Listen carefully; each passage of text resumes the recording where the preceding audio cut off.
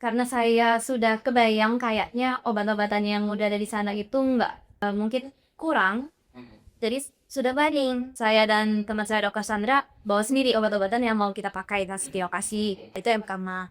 Terus saat di lokasi, oh iya tuh ternyata ada banyak karena itu berlalian karena alas kaki, karena alas kaki yang mendapat itu ukuran dewasa, ukuran yang anak-anak tuh nggak ada, jadi anak mereka pakai alas kakinya yang ukuran mama bata, kesandung jatuh ya letak juga kakinya gitu. Iya, iya. Itu kan apalagi sebenarnya kan sendal, sementara umur ukur itu tinggi atau ada yang kecap paku lah, batu hijau mancep gitu. Sementara lokasi tempat yang kita datangin tadi, Bogor lihat sendiri hanya ada tenda. Iya. Itu desa Tanam Dini di Tamiang. Sementara untuk membersihkan luka kita sebisa mungkin harus ada lokasi yang lebih bersih gitu ya. Oke. Nah itu kita sementara semua lokasi yang lain itu perlu dan lumpur. Jadi kita bersih lukanya di atas kayu berondongan. Oke, Jadi jadi hasilnya diangkut dan banyak memanfaatkan kita udah nyiapin apa-apa aja yang mungkin di lokasi nggak ada area yang mesti soalnya. Jadi kita udah bawain perlakian untuk membersihin dan gitu ya. Nah, wah ini zat kesiapan. Kalau juga ada Maksudnya hal yang kedua pas lokasi, wah kayak gini kita biasanya kalau kos kan itu ada mejanya gitu, itu kita ya udah sambil Oke. lesehan aja gitu loh perisannya. Kalau ada apa nih yang menyuarakan di dalam bencana? Karena merasa di rumah. Oh, home immer. Karena Iya, halaman jadi kan ya. kampung halaman, jadi mau Ada ikatan batin kita. iya itu investasi yang sudah dibangun puluhan. Ya tetap pokoknya kondisi apapun ya. Ya udah di rumah, kayak kita udah ngerasa ini udah di rumah ya, apapun yang bisa kita lakukan ya udah. Kita kayak ngerasa di rumah sendiri aja, padahal itu dari tempat domisili ke tempat bencana ke kampung itu kan sekitar 1000-an kilo lah dari sini. Tapi kita bisa merasa ada di rumah, dan itu dibangunnya nggak sehari 2 hari, itu butuh pembiasaan, butuh diajarin. Nah, itu memang sudah di well prepare yang saya nggak sadar. Jadi memang itu ternyata sudah disiapkan sama Andung sama nenek dari kita kecil, kita remaja, begitu kita usia dewasa menghadapi itu, ya kita kayak pulang ke rumah. Jadi walaupun kondisinya serba terbatas dan sulit, karena ada ikatan batin, Iya. ikatan keluarga, jadi Tetap ada di sana, ya nyaman aja. Karena udah rumah, ya kita kan biar rumah jelek apa yang penting rumah kita kan. Nah, sama perasaan saya itu. Oh, kita lanjut ya. Nah ini kita coba mau gali mengenai ini kan masih wilayah bencana ini Beda-beda. ya Karakternya berbeda. Karakternya berbeda. yang kalau lagi Aceh Kamiang. Aceh Kamiang kita tahu itu yang paling berat kondisinya dan banyak kayu berondongan. Kemudian Ali Akbar di Maninjau. Ya Maninjau ini bukan dari berondongan tapi Pasir, batu. dan pasir Iya. terbawa Iya, air bah dari bukit. Kalau di tempat Kang Bayu itu kondisi keduanya ada ya. Kedua itu londongan ada, Pasir dan soran ada. Oke, kita coba sekarang dari Aceh Kamiang dulu deh. Kira-kira pengalaman Dr. Uca di tempat aktivitas kegiatannya itu apa kondisi yang paling nyata yang ditemui di lapangan gitu. Ini kaitannya dengan aktivitas Dr. Uca sendiri, terus apa yang dikalikan atas.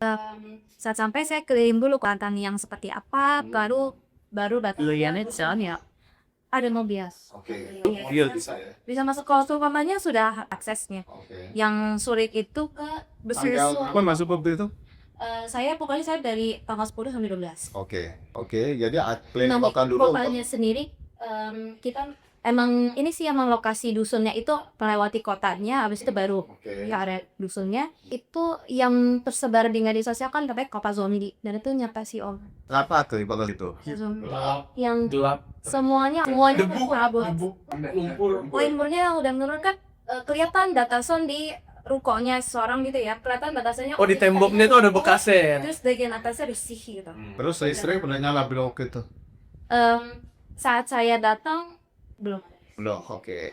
tapi sinyal yang Nah, tapi nggak bisa ngecas HP, nggak bisa sama sekali. nggak bisa. Oke. Nggak bisa. Terus keliling dulu. Terus keliling kan lihat RSUD-nya itu masih penuh dengan lumpur. Tapi ada rame TNI lagi membersihkan lumpurnya. Terus di sampingnya si RSUD itu ada dibikin IGD sementara.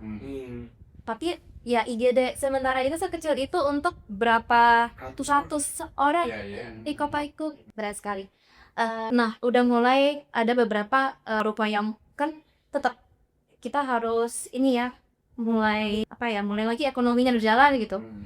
Jadi mulai bank itu sudah mulai dibersihkan oleh tim BTNI dan Polri gitu, kalian lihat. Sekolahan juga barang meja-mejanya semua dibawa keluar terus dibersihkan dari rumput untuk bisa melek sekolah entah kapan lainnya. Tapi yang paling berat itu rumah-rumah warganya sendiri, karena kalau itu kan lagi bangunan bank-bank segala macam pasti dari pemerintah tuh ada bantuan langsung gitu. Tapi kalau rumah-rumah warga sendiri siapa yang melakukannya, sementara lumpurnya itu penuh sampai ke dalam rumah. Ada satu nenek di depan terasnya itu dia bengong aja sambil bawa baki sama belas, terus dia angkut angkut lumpur masuk ke dalam bakinya, bengong aja sambil aja saya video nih. Itu salah satunya. Terus ada satu anak kecil yang lagi bawa bonekanya yang warnanya udah abu-abu, mungkin awalnya warnanya pink ungu, itu warnanya abu-abu coklat, itu dia bawa untuk di jemur. Jadi kondisi yang paling nyata beratnya adalah kondisi lumpur yang mengenangi rumah gitu ya. Rumah-rumah, ruko. Kalau dari sisi kesehatan warga yang di daerah situ bagaimana? Ya. Saya datang ke desa Sekoci, Sarma, Dusun, di kedua tempat itu dari sempat cerita alas-alas kaki anak itu kurang pada saat saya datang ya, kurang memadai. Jadi banyak yang kakinya itu luka, antara ada batu kerikil yang nancep di kakinya dan itu udah sampai infeksi yang ada nama atau kedok air, jamur di sela kakinya. Itu yang paling banyak seperti itu. Untuk ibu-ibunya terutama di jamuran di area dalamannya. Mereka tidak bisa ganti dalam masjid, ada satu atau dua dalam. Karena bajunya yang nempel itu aja kan. Itu dia. Karena belum ada bantuan yang masuk untuk pakaian. Untuk pakaian dalam benang saki. Yang bantuannya masuk itu pada saat saya datang udah ada pembalut. Tapi kasar mereka dalaman yang sama, tapi dan itu pembalut aja terus sama jebol. Nah, lebih hebat sekali karena dari KBN ini ada keluarga dari KPNI Mas Yasir namanya ya, itu datang setelah saya balik dari Tamiang. Nah kita komunikasi, saya cerita di desa ini kurang ini. Yang ternyata dia bawa bantuan alas kaki anak kecil. Alhamdulillah. Jadi ada nyambung ya gitu ya. Jadi sesuai gitu yang dibutuhkan oleh warga di sana sama apa yang dia dan timnya bawa. Oke, baik. Sekarang Akbar nih, ada Akbar. Kalau di Maninjau tempat Mas Hari berkegiatan di sana, apa yang paling berat terlihat itu paling nyata? Yang paling berat akses ekonomi, karena mereka kan menggantungkan hidupnya rata-rata dari ternak, dari sawah, bertani. Nah, sementara sawahnya hilang, ternaknya mati, kesapu air. Jadi walaupun rumahnya ada, keluarganya selamat, tapi mau makan apa besok bingung, karena kegiatan ekonominya sudah terhenti. Jadi yang paling berdampak itu adalah akses ekonomi terhadap masyarakat. Ekonominya ya. Iya, yang bekerja di danaunya sedang kena siklus tahunan yang asam gunung dari bawah itu ikannya mati, namanya tubo. Jadi di kerugian ekonomi di Maninjau itu ada sekitar hampir 20-30 miliar. Itu dari keramba ikan yang mati total, tidak bisa berproduksi, sawah yang hilang, komoditas jagung, padi habis, ternak yang bisa dijual habis. Bahkan di hari ketiga atau keempat ada bapak masih paman jauh saya. Dia itu sampai boleh paman pinjam 5.000 rupiah buat belanja anak sekolah. Nah itu saya udah di situ. Tumbang dalam artinya saya udah gak kuat. Karena kalau hari ini saya bisa kasih, saya pulang bagaimana nasibnya? Itu yang menjadi pertanyaan. Karena pemerintah fokusnya membangunkan hunian sementara, kirim makan bisa aman. Tapi untuk beli bensin motor, anak sekolah, nggak punya uang cash sama sekali, karena sumber uangnya sudah nggak ada, sumber ekonominya udah mati. Jadi itu yang lebih mengerikan dibanding kalau misalnya terdampak, ya udah hilang semua. Ini enggak, tangguh. Jadi recovery-nya gimana? Itu recovery yang paling sulit, karena kalau ekonomi urusan, kalau makan hari-hari kebutuhan pokok bisa dicukupi, tiap hari datang, telur, beras, minyak aman. Tapi papannya seragam sekolah, jajan. Kalau misalnya rumahnya isi token listrik, isi tokennya nggak ada, karena batuan itu udah berbentuk barang, nggak lagi berbentuk uang misalnya. Gitu. Jadi kalau di Sumatera Barat, di Kecamatan Tanjung Raya di Maninjau, yang paling terdampak itu kehidupan perputaran roda ekonominya berhenti. Orangnya aja, tapi ekonominya nggak ada. Itu kan sama aja bunuh orang pelan kan. Jadi mereka bagaimana menyiasatinya supaya Ya akhirnya apa yang bisa dikerjakan, apa yang bisa diselamatkan. Misalnya masih ada yang punya kebun durennya itu yang dipanen, dijual. Supaya dapurnya masih bisa ngebul. Karena kalau mengharapkan bantuan, akan tunggu giliran. Karena kan di-pool dulu di satu posko, nanti dari posko itu akan disalurkan kan. Jadi yang paling sedih itu. Akses ekonominya berhenti. Jadi yang kerja di air berhenti, yang di darat juga selesai. Karena sawahnya udah nggak ada. Oke, kalau Kambayu di tempat Kambayu ini apa yang paling nyata paling berat kalau lihat ya? Ini sebenarnya sama ya. Iya, kalau ditanya yang paling belakang nih, biasanya kita dengar dulu.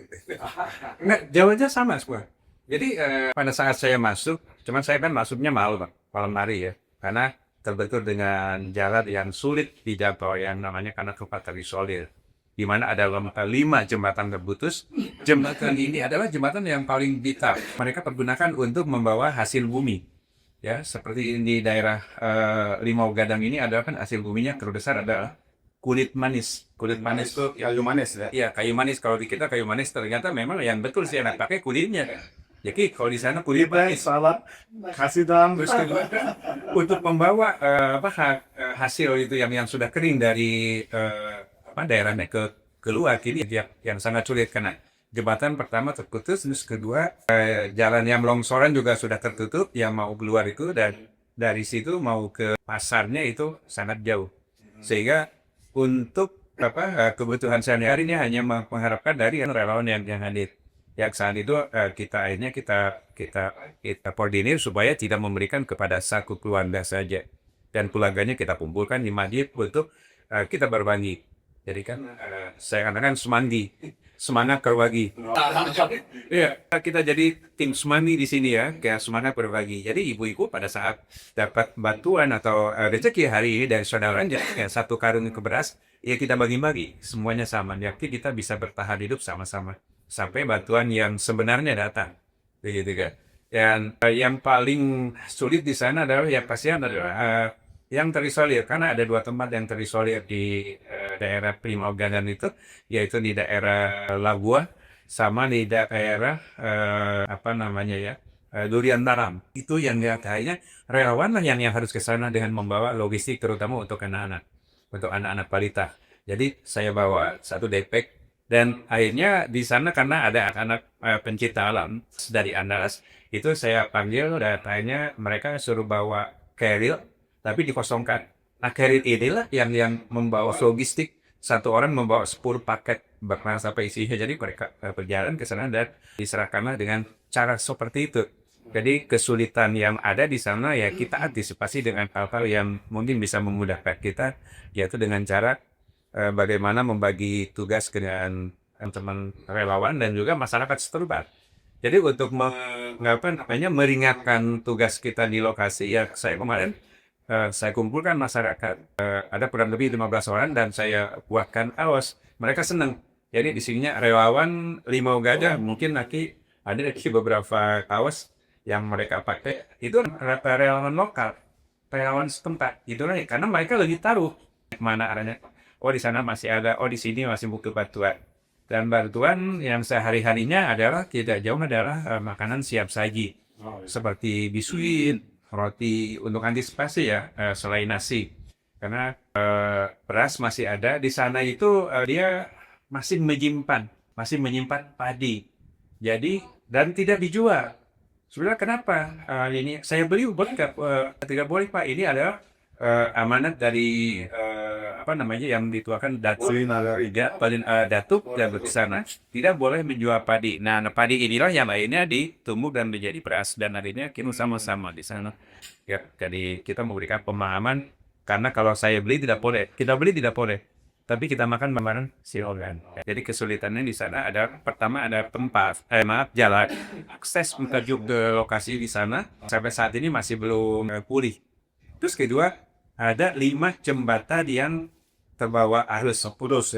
Terus yang ketiga adalah sepanjang jalan itu dulu adalah sawah dan kebun yang akhirnya sekarang dikuliti oleh air, yang sekarang jadi yang timbul hanya batu. Dan ada kiriman luar biasa baiknya itu dari dulu, jadi kiriman batang kayu yang perbesar yang saya potong, saya kirim ke Mas Tomo, yang saya duduk juga bermain kuda-kudaan di atas pohon, dia seperti itu lagi Ada besar. pegelondongan juga di situ ya. Yang akhirnya saya ke ke Mas Tomo, tolong dong kita carikan mesin potong tapi yang merek steel, jangan merek yang maaf bukan ikon ya, tapi ya itu yang bagus dia dan akhirnya juga mengatasi kesulitan ini seperti itu. Kalau tadi sudah melihat apa yang paling berat di lokasi gitu ya. Terus ini tentu sebagai manusia ya, kita kan punya hati ya. Iya. Pasti kita juga melihat hal-hal seperti itu, pasti ada emosional kita terbawa kan gitu ya. Kira-kira apa yang paling membekas di hati teman-teman sekalian ketika melihat hal-hal seperti itu? Seperti udah bicara dari Kak Rica dulu deh. Pas di hati. Ingat kondisi kayak gitu gimana sih perasaan kita gitu? Iya. Saya yang paling membekas itu cerita dari masyarakat di Tamiang sampai kejadian dan cara pandangnya. Oke. Itu yang udah saya nggak bisa berkata-kata apa-apa, hanya bisa mendengarkan saja. Ada cerita yang bisa menangini oleh Ibu Evi dan Ibu Nur Hayati. Saat banjir bandang, Ibu Evi dengan anaknya bayi masih di bawah 6 bulan itu mengungsi di pesantren lantai 2. Hanya ada 3 kamar untuk 100-an orang pria 3. Nah, orang-orang dewasa itu tidurnya berdiri, anak kecil tidurnya berdiri, atau ibu-ibu mungkin masih bisa duduk gitu ya. Anak kecil belum bisa tiduran. Terus kalau Saking terbatasnya ruangan ya. sangat terbatasnya, dan itu 4 hari 3 malam. Seperti itu kondisinya. Untuk makannya bagaimana, minumnya bagaimana? Makan ya nggak makan, minum mereka kumpulkan air lumpur di dalam botol, tunggu sampai itu dia turun, air yang di atas dia dimasak, nggak ada api, nggak ada kayunya kan masih basah semua, dan itu kondisinya masih banjir, nggak bisa ambil kayunya pun. Itu yang di desa nanti. Kalau yang di dusun Sekoci ini ada 80 di Sekoci itu 34 orang di lotengnya bidan desa, itu selama 3 hari, dan mereka untuk makannya alhamdulillah ada yang bisa berenang. Jadi dia menyelam ke lantai dasar mencari indomie, mencari telur. Bukan kebayang ya, gelap, udah nggak ada listrik, air semua, gimana cara dia carinya. Tapi ya alhamdulillah bisa gitu. Dia ambil indomie sama telur, bawa ke atas, dibagi-bagi makan bersama di atas. Tanpa dimasak ya. Nah kalau yang pilotek itu kebetulan emang bawa kompor pakai Table. Pasti bisa masak. Iya. kita masak. Tapi ya 3 hari di loteng ya. 3 hari di loteng. Itu. Seperti itu. Jadi ya. Satu lagi yang cerita Ibu Nur Hayati, dia tadinya dengan suaminya lagi berjalan, lalu terus pisah, suaminya ke masjid, Ibu Nur Hayati ke pabrik pakai sawin gitu. Nah, stuck di pabrik itu, dia beserta 84 orang, hanya ada Indomie. Indominya ini pagi itu dibagi 2 Indomie untuk 80 pak. Jadi satu orang itu cuma 1 sendok. 2 Indomie. 2 Atau 4 orang. 84 Itu untuk satu sendok. Kita makan bersama ya untuk satu hari. 3 hari itu ordering dibagi, jadi 2 pagi, 2 pulang kayak gitu sih. Udah dimasak gitu sih. Yang paling berat itu dengan cerita warga yang nyerita. Kalau yang saksikan sendiri ya. Yang saya saksikan sendiri. Ini balik lagi kan untuk makanan sekarang bisa cater dari bank luar. Nah, nanti setelah itu bantuan tidak ada, kakak mau seperti apa gitu kan untuk rebutan ada ekonomi. Tapi menurut saya beda sekali sih warga Aceh, jiwa fight-nya itu kuat. Yang saya datengin itu mereka kumpulin motor rongsokan, taruh dari mana, terus mereka bongkar, mereka kumpulin minyaknya. Wah, Kita di sini. itu yang saya lihat langsung nyata. Kan sambil di pos kesehatan sambil ngobrol juga kan gimana sebelumnya, seperti apa gitu. Ada yang cerita saya sebelumnya buka warung kopi, terus sekarang gimana ya jual minyak aja, om ingat dari mana. Nah itu dia cerita. Terus uang ini buat apa? Uangnya ya buat nanti dia kumpulkan untuk beli sesuatu, kan sepatu boots ada juga yang jual di situ, jadi bukan dibagi-bagi, ada yang perlu beli gitu. ada yang gua di tempat gitu maksudnya itu wow. Ada yang mencari kesempatan. Iya. gitu. Oke. Kalau dari ini Akbar, apa nih yang paling apa ya membekas lah ya? Itu cerita di hari-hari kejadian itu. Kalau ceritanya bencananya itu diangsur. Diangsur. Jadi bencana itu dikasih kode sama alam diangsur supaya warga masyarakat bisa nyelamatin diri dulu. Iya. Jadi korban walaupun ada yang meninggal tapi bisa dipres karena bencana itu diangsur. Jadi ada gelombang pertama, ada gelombang kedua gitu. Jadi orang disuruh selamatin diri. Begitu udah nggak ada baru itu air bah turun. Habis itu rumah masjid 2 lantai itu hilang. Dan aliran sungai itu dia bikin aliran baru kan. Jalan putus. Artinya sungainya membesar gitu ya. Sungai itu membesar dan mencari aliran baru. Sawah itu jadi sungai. Kampung itu jadi sungai. Itu yang saya lihat begitu saya sampai tanggal 3 yaitu kebayang jalur airnya dari yang sekecil ini bisa jadi sebesar segede gini. Tapi kan bisa nggak ada yang meninggal karena itu bencananya diangsur. Jadi korban jiwa di situ Rendah walaupun ada, nggak terlalu banyak lah karena warga masyarakat udah bisa dihimbau, bisa diajak menyelamatkan diri, rumah-rumah udah kosong, baru air yang besarnya datang. Itu pun jam 3 pagi airnya datangnya. yang pertama kalinya ya. Yang pertama, yang galudung pertama itu jam 3 pagi. Waktu saya di sana yang dilihat mata kepala sendiri ya hari Sabtu tanggal 9 atau tanggal 10 Desember. Itu bener air yang saya lihat pakai mata kepala sendiri. Sendiri Iya. kejadiannya ya. Kejadiannya airnya itu bentuknya udah bukan air tapi kayak susu Milo liquid. Iya. Jadi kencangnya itu bukan aliran tapi kayak lumpur lapindo gitu turun dari atas. Nah itu yang saya lihat pakai mata kepala Jadi, sendiri itu saya rekam. Tidak enter sama enggak Bukan air ya jadi kayak apa? Blub gitu tuh suaranya. cair lah ya. Oh lumpur kental ya turun. Tapi kencangnya kencang air kan lebih serem. Kalau airannya udah kenceng, ini lumpur yang kayak minyak bensin ditumpahin gitu tuh, kayak gitu tuh. Jelantah, kayak jelantah. Di Kang Bayu nih, apa yang paling membekas itu secara Ya, ini memang sama ya semua. Gitu kan kalau tadi di apa ya? Dicicil gitu kan. Ya apa di daerah sana karena mengalami 2 hal.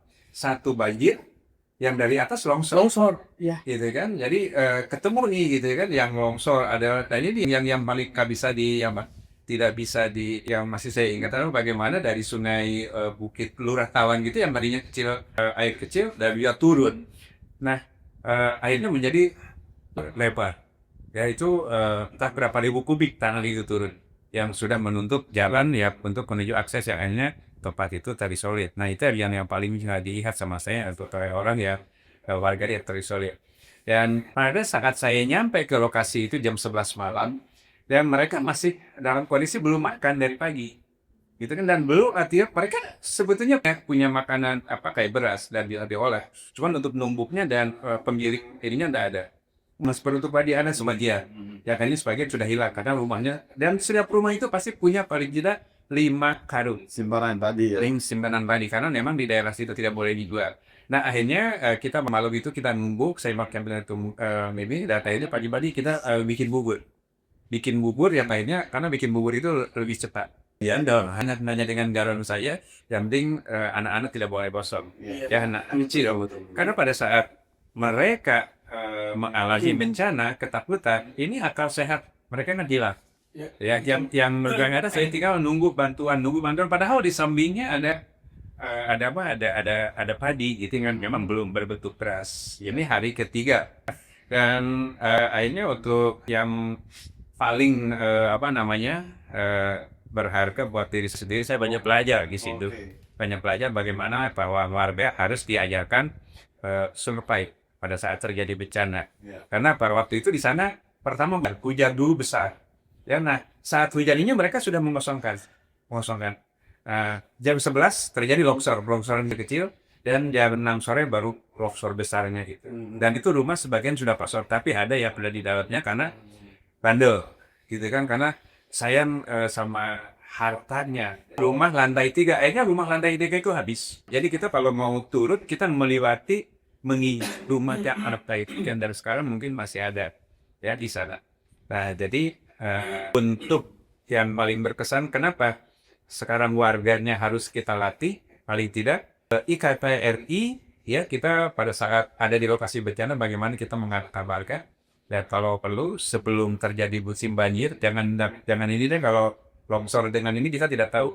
Tapi kalau banjir kita sudah tahu, oh bulan Januari ini musim penghujan.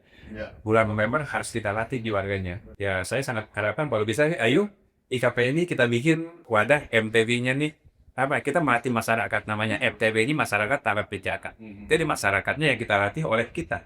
Kita latih, kita bikin progres setiap tahun. Oke. Baik, saya mau mau menggali nih pengalaman teman-teman di daerah. Dengan begitu banyaknya aspek yang harus dibenahi di daerah bencana, mulai dari kesehatan, infrastruktur, ekonomi, dan ini teman-teman fokusnya di mana gitu ya. Saya coba mulai dari Ali Akbar dulu nih. Di daerah bencana fokus kegiatan sebagai relawan apa di sana? Waktu pertama kali datang, kita mapping apa yang nggak ada. Kita cek apa yang bisa kita bantu yang belum kepegang sama relawan lain. Akhirnya kita putuskan air bersih, karena ternyata sumber air bersih di Nagari Sungai Batang, terutama di Jorong Labuh dan Jorong Nagari itu terputus sejak hari pertama bencana. Jadi sampai tanggal 3 sampai saya datang tanggal 3 itu, dari tanggal 27 mereka belum mandi. Belum pernah Maksudnya terputus karena Ya, ada akses air bersih sama sekali. biasanya mereka dapat air bersih dari mana? Dari gunung, dari bukit. Nah, bukitnya kena longsor, sumber air bersihnya tercemar tanah, lumpur. Jadi air yang masuk ke rumah masyarakat itu jadi keruh. Tapi satu Salurannya ada, tapi airnya yang merusak. Akhirnya kami melalui Majelis Ulama Indonesia memutuskan untuk memberikan bantuan berupa instalasi air bersih, karena supaya masyarakat bisa mandi, bisa wudhu, bisa cuci piring. Yang paling vital itu ternyata yang paling amat sangat dibutuhkan selain logistik adalah air bersih. Air bersih itu yang kita kerjakan pertama. Itu memerlukan waktu sekitar 2-3 hari sampai air bersih yang instalasi air bersih pertama bisa dipakai masyarakat. Dan kita susul yang kedua di alun-alun desa. air bersihnya diambil dari mana? Kemudian dialirkan ke mana? Sejauh apa? Yang pertama kita alirkan dari atas bukit, namanya Bukit Rangge. Bukitnya itu sekitar 2 kilo lah dari mata air ke bak penampungan sementara desa. 2 kilometer. 2 kilometer. Jadi kita beli pipa Rucika sekitar 2000 meter tuh. Yang berapa inch? 4 inci. Besar. Yang gede. Itu 2 kilometer. 2 kilo panjangnya. Kita beli dari Lumut Basung. Itu swadaya masyarakat yang pasang. Karena bagaimanapun kalau kita kirim tim, selaan hutan apa itu udah pasti nggak tahu. Harus masyarakat lokal ya. Oh betul ya, dia tahu yang tahu. Mereka udah tahu jalur air, mereka udah tahu selaannya, mereka udah tahu lingkungannya. Jadi kita serahkan ke masyarakat lokal yang instalasi. Dalam sehari itu instalasi bisa kepasang dan bisa dipakai oleh satu desa air bersih. Jadi warga terdampak maupun terdampak ekonomi kan, di kategori warga terdampak itu kan kalau di Sungai Batang ada 2. Terdampak langsung yang rumahnya hilang, terdampak tidak langsung yang rumahnya alhamdulillah aman tapi aksesnya putus. Karena di Sungai Batang itu 3 jalan utamanya putus. 2 jalan utama, 1 jembatan itu putus. Jadi harus memutar danau kalau mau ke Bukit Tinggi. Sementara di Bukit Tingginya juga waktu itu masih diputus tuh. Kelok 32 sama 33-nya masih putus. Jadi terdampak langsung, rumahnya hilang, dan terdampak akses. Nah itu alhamdulillah air bersihnya bisa dipakai semua. Itu berarti ada penampungannya ya? Ada penampungan, ada bak penampungan sementara. Oron ya? Bukan bak penampungan. Jadi di desa itu mereka Sudah ada. dulunya itu bikin bak penampungan besar untuk nampung air bersih. Nanti dari bawah itu udah disambung ke rumah tuh langsung. Yang kemarin Mas Akbar lakukan itu pakai bak penampungan yang ada tuh membuat Bak penampungan yang ada, tapi pipa yang 2000 meternya sampai mata air itu yang kita ganti. Iya. Oke. Kalau yang kedua kita bor di tengah alun-alun desa. Di alun-alun Nagari, di depan kantor Wali Nagari itu namanya Balai Rongandat. Berarti air itu dari gunung dengan gaya gravitasi aja turun ya? Iya, jadi gravitasi aja Pompa ya? nggak perlu pompa karena kontur desanya itu dari atas ke bawah turun. Jadi Kecuali yang di alun-alun. kecuali di alun-alun, yang di alun-alun itu untuk desa pesisir danau. Itu kan putus total. Jadi kita bor di depan danau. Kadang itu sangat vital ya. Iya. Depan, sehingga itu kalau bisa langsung ditangani, alhamdulillah ya. Alhamdulillah kita bisa nangani itu, dan alhamdulillahnya lagi bantuan dari KPNI bisa kita pakai untuk memperpanjang masa kerja alat berat. Untuk coba ceritain bagaimana ceritanya. Jadi Alat berat. perpanjang. Jadi alat berat itu 1 hari itu harus bekerja 8 jam. ongkosnya sekitar 3 sampai 4 juta, 8 jam kerja. Alat berat ini sangat vital peranannya karena untuk merubah arus dan aliran sungai baru tidak masuk ke pemukiman masyarakat. Jadi menggeser aliran air supaya airnya lurus. Karena kan airnya belok nih Pak. Ada yang masuk rumah, ada yang hantam sekolah. Nah itu dipadetin tanahnya supaya jadi satu aliran turun ke bawah ke danau. Jadi yang Mas Akbar lakukan di sana itu dengan alat berat ekskavator itu adalah Mengarahkan ke sungai dan aliran sungai baru supaya tidak masuk ke pemukiman dan itu penduduk. menambah dengan adanya dana yang berhasil dari IKPNJ itu jam kerjanya siapa Tambah. jadi bisa lebih Bisa nambah lama, iya. artinya alat berat itu bisa bekerja mengalirkan air. Iya. Kalau tidak dilakukan, Kalau timbul galodo lagi, itu bisa tambah lagi kerusakan, hilang rumah, hilang sekolah, itu bisa jebol. Area-area ngelihat, airnya sangat mengerikan gitu. oh iya menarik. Kalau dari Pak Kang Bayu nih, apa yang menjadi fokus kegiatan Kang Bayu di lokasi Bitana? Ya, selain assessment, yaitu pendataan, bagaimana mengumpulkan apa yang dibutuhkan gitu kan, kita langsung membuka dapur umum. Karena dapur umum ini bisa dilakukan dengan yang darurat. Darurat di sini kita bisa mengambil tenaganya dari warga setempat dan alatnya dari warga setempat juga. Kalau kita tidak membawa alat, saya yakin masih ada. Ya, kalau kemarin di sana kesulitannya gas, tidak ada gas, semuanya sudah tidak punya gas, gitu kan? Ini kita pakai kayu, tungku, gitu kan? Hanya dengan satu tempat untuk masak. Ya, jadi dipakai masak sayur, dipakai masak. Oh, sudah satu tempat ada masalah. Seadanya kita ada sampai yang besar. Jadi untuk makan kurang lebih 76 jiwa saat itu yang ada yang terkumpul, yang kumpul di situ kita masak nasi aja dulu, nasi yang nanti kalau udah matang Baru mau dengan garam, mau dengan terasi, mau dengan apa yang penting terisi nasi dulu. Ini untuk antisipasi di tempat yang terisolir. Ya, beda lagi dengan tempat yang mudah dijangkau karena akan ada selalu bantuan. Minimal ada mie instan. Ya, seperti itu. Tapi kalau memang saat itu hanya ada itu ya udah. Dan kita operasi ya namanya operasi medan dulu di situ untuk mendapatkan apa yang ada di rumah. Ya, saat ini kan selama itu mereka harus diberikan pemahaman. Ayo kita kumpulkan semua. Jadi kita pendekatan dulu dengan masyarakat setempat itu yang bisa lakukan supaya mereka tidak kelaparan dan juga alat bahan-bahan sudah ada di situ. Ya, terus kedua adalah anak-anak. Karena anak-anak ini pun sangat rentan sekali, terutama balita, makannya pada saat yang kesulitan dengan bahan makanan, apa yang harus diramukan. Tadi itu pun kita membuat bubur kembali untuk anak-anak, tetap kita kasih bubur. Ada juga nasi tim kayak seperti itu, supaya semuanya Kalau dokter yang menjadi fokus sebagai dokter tentu di bidang kesehatan. Ini lebih rinci biasanya. Iya, itu ya masih bidang kesehatan ya. Ya, kalau saya dapat ke sana untuk bantu air bersih gitu kan gak nyambung. Saya ke sana dikoordinasi oleh dua yayasan Cinta Baca, padahal itu tiruin storyteller baca buku sama yayasan Sutada 5. Nah itu yang misinya kan pada kesehatan gitu. Tapi sebenarnya tahu ya mereka coba nih belajar apa aja sih obat-obatan yang diperlukan bahwa padahal mereka pun nggak tahu nih nama obat-obat asing-asing semua. Tapi ya mereka coba itu belajar untuk bisa. Nah itu saya ikut kedua yayasan tersebut gitu turun untuk membuka posko kesehatan. Kalau dari yang tim yayasan ada bagiannya yang mereka membawa filter air tuh Tomjong dari iya coba saling air dari di desa Sekoci, kita coba tuh air di dalam itu rumus semua manisnya terus difilter sekali warnanya udah mulai bersih, kita filter lagi sekali lagi coba diminum. Oke sih gitu, walau malamnya masih ada nggak sedikit ya. Ya mungkin memang butuh lebih dalam lagi ya untuk ada air.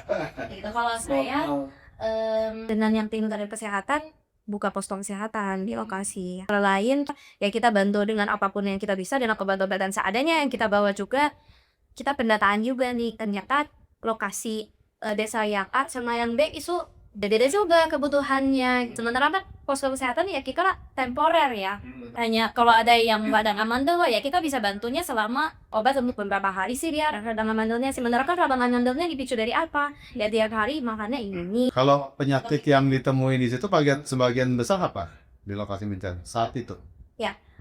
Radang amandel, Oh, batu, radang Bisa. tenggorokan. Apa radang berbeda? gastritis tuh. Jadi Oh, beda. yang radang tenggorokan tapi membesar. Dan biasa yang kita tuh ada amandel gitu. Anak kecilnya semuanya amandelnya membesar. Dia buat apa? saya di sana biasanya makanannya kurang oke. Tapi secara Kurang bersih atau misalnya dari airnya kurang bersih karena memang minumnya air dapur. Terus makanan juga kalau setiap hari makannya di standar bayang paling pingsan ya? tuh. Oke, selain Terus ini kalau untuk ibu-ibunya kebanyakan yang di dalamannya kan oh, ya. jadi jamur. Iya, pendaki ya. Iya, untuk badannya alas kakinya kan boots itu terbatas ya. Jadi kan dari alas kakinya sendal, itu air, jamuran di sela kaki, atau luka yang sampai bernanah di kaki. Sama diare ada di sana? Pasti. Ada. Oh, pasti. Udah. Yang selain itu 4 ya ispat sama Diare ya. apalagi anak kecil kan banyak yang udah meta nih, oh ini udah degradasi sebetulnya anak. Aduh, lebih ngeri sih kalau di Aceh tuh, lebih serem Oke. kalau membayanginnya. Oke, terima kasih Mbak Uca. Jadi, nah ini kan ketika teman-teman masuk ke daerah bencana, itu kan ada masyarakat yang di daerah bencana itu kan ada yang misalnya karakternya macam ya, ada yang mungkin ada yang pasrah, nunggu bantuan, bahkan ada yang mungkin nuntut bantuan, ada yang marah-marah, ada yang nangis segala macam, atau ada juga yang struggle gitu. Dia malah ikut berpartisipasi membantu relawan gitu, walaupun keluarganya juga terdampak. Nah, kira ada nggak sih keluarga yang ikut serta bekerja sama dengan teman-teman ini berkolaborasi untuk kegiatan relawan ini misalnya? Dari akan bagi dulu.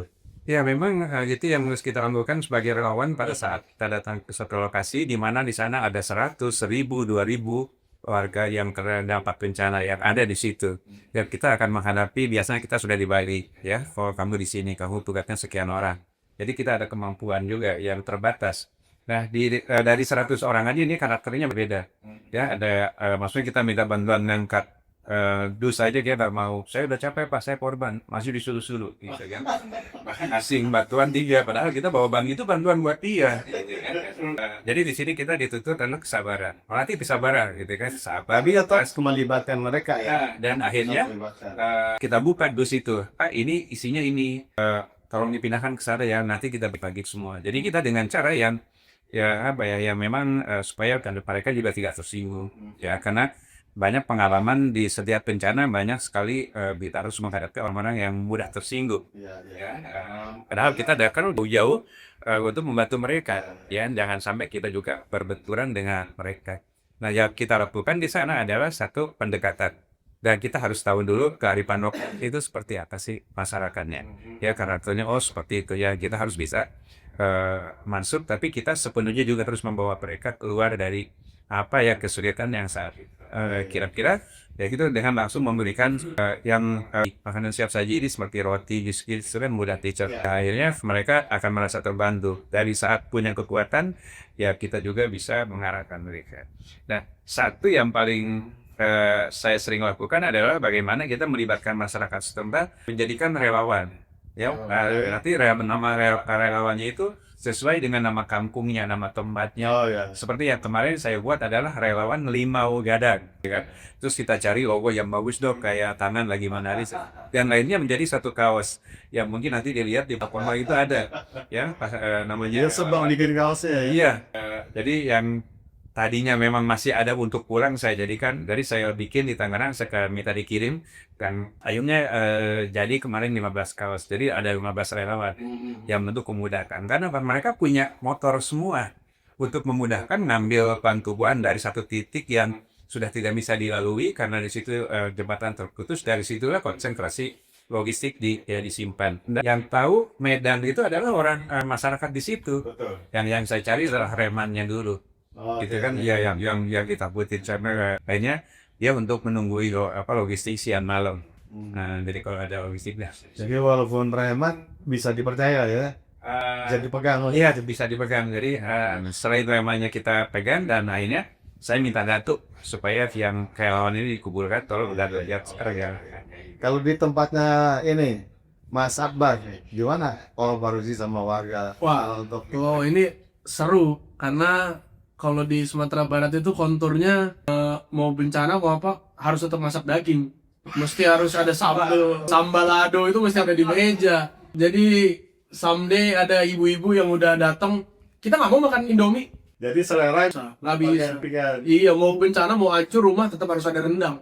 Iya, jadi yang masuk ke sana harus orang sana, Pak. Oh, Kalau dari, mohon maaf, kalau dari luar 2 hari mental. Karena mereka bencana tetap, kalau kata orang Jakarta tetap tengil. Iya, udahlah hancur rumah, tetap maunya rendang, selera. cabai merah. Iya, jadi bantuan itu maunya bumbu dapur, bukan Indomie. Karena mereka harus masak ikan pange, ikan kuning gitu. Iya. Biar rumah hancur nggak apa-apa, yang penting kita makan gulai hari-hari. Masya Allah. Jadi tantangannya itu begitu datang bantu kan relawan yang ngasih komunitas apa kasih bantuan itu kan beras, Indomie, itu ada aja suara Indomie lagi gitu. Udahlah kena bencana masih kena Indomie nggak mau mereka. Nah, jadi gimana kerjasama dengan mereka? Akhirnya Ada kita nggak kasih ya? pengertian. Beberapa komunitas datang bawanya itu bumbu dapur, sereh, cabe, itu baru diterima. Ah ini baru bantuan itu. Tadi kan kalau cerita dengan Mas Akbar tadi untuk misalnya penyaluran air dari gunung kan mereka yang bantu ya. Iya, itu pun mesti rapat dulu. Awalnya itu bantuannya untuk pengungsi. Tapi kita terdampak juga. Jadi akhirnya udah untuk semua masyarakat lah, udah biar adil. Bukan hanya untuk pengungsi tapi semua masyarakat tempat air bersih. Udah. Jadi itu perlu rapat adat dulu itu. Artinya kan untuk melibatkan mereka dalam kegiatan relawan dalam rekonstruksi itu atau konstruksi apa tadi harus dibujuk dulu. Harus ya swadaya karena mereka juga butuh. Ya mereka karena mereka yang tahu Medan akhirnya mereka mau swadaya kerja bakti apa namanya? Iya. Ya kita sediakan kopinya, kita sediakan rokoknya itu kita udah pasti lah. Ya, ya. Itu tapi kalau apa namanya kontur masyarakatnya memang di Sumatera Barat itu Pak. Budayanya ya. Budayanya itu memang itu karena budayanya itu 3. Kehimpit mintanya di atas, berdua maunya di tengah, terkurung maunya di luar. Nah, gimana caranya coba?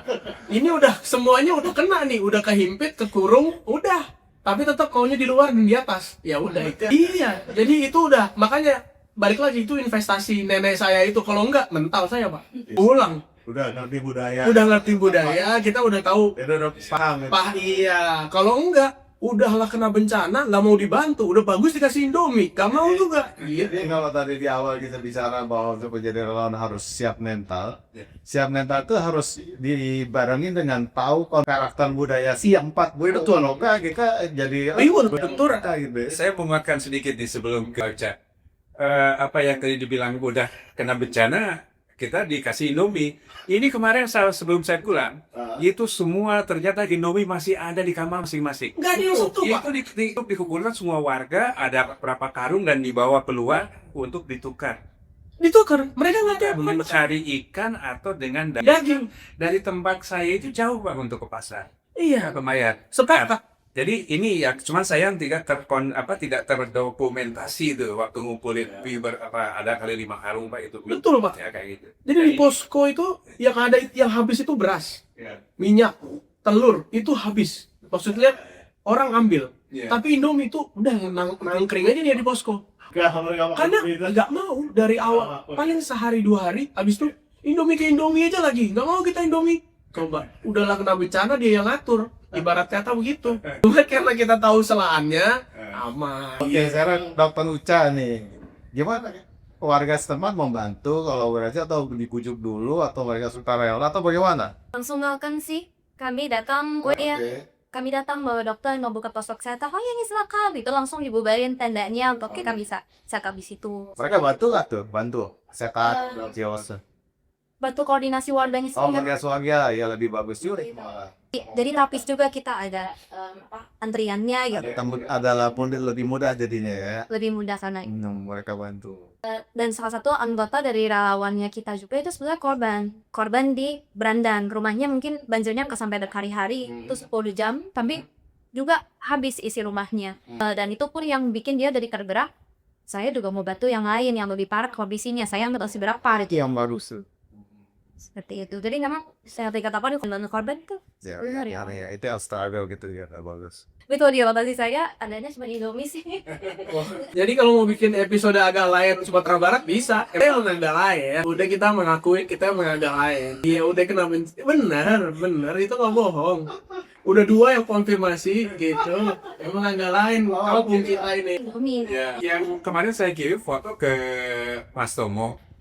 Itu saya lagi makan dengan warga di kebun. Itu saya menuangkan nasi, saya belajar menuangkan nasi dari tempatnya itu yang dari kayak kantok gitu ya.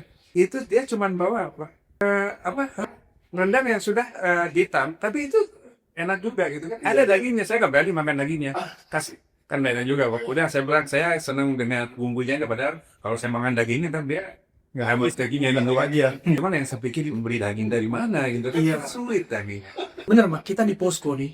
Masa posko itu di posko relawan ada TNI, kami gitu ya di posko ini, posko utama bencana ini memang ibu-ibu staf Kewali-Nagarian itu tiap hari masak nasi panas, beras perak, pakai cabai merah, cabai hijau, pakai kuah gulai itu yang dimakan. Jadi relawan juga dikasih makannya makan enak. Gak cuma jadi masyarakatnya juga. Lu aja masak, masa gua nggak boleh masak? Jadi gua masak gitu. Next kemarin jadi ada apa ya kalimat yang keluar. Saya lebih baik tidak ada ikan daripada tidak ada sambal. Makanya waktu dia nasi sepiring dia sambal langsung dia ngadep semua. Iya, begitu memang budaya kita memang begitu. Kalau orang yang belum ngerti atau nggak paham, ini orang udah dikasih bencana masih aja songong. Tapi emang begitu hari-hari, nggak bisa disuruh makan Indomie nggak ketelen. Kalau bahasa Padannya nggak taluluan, nah nggak ketelen itu, nggak ketelen. Jadi mending kita nasi cabai aja lah, sama telur dadar panas. Yang penting nasi panas, secabai merah, lado, telur dadar panas, selesai itu barang. Daripada kita suruh makan Indomie nggak mau. Begitu ceritanya. Oke, besok kita bawanya telur aja, Pak. Iya, Pak. Oke, kalau gitu kita nanti lanjutkan lagi. Sebentar kita break dulu ya. Ya, itu menarik di pengalaman teman-teman sekalian. Iya. Dulu dulu. Pak. Gimana?